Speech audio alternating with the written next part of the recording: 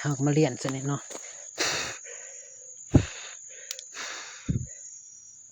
เรียนเต็มเลยเฮาก็เจาะหัวประมาณ4 หัวรอบก็พุ้ยเฮาก็มาจูดแบบนี้จูดติดแล้วเฮาก็อัดทางลุมปล่อยให้อากาศเข้าจักเล็กจักน้อยถือว่าง่ายทันใจ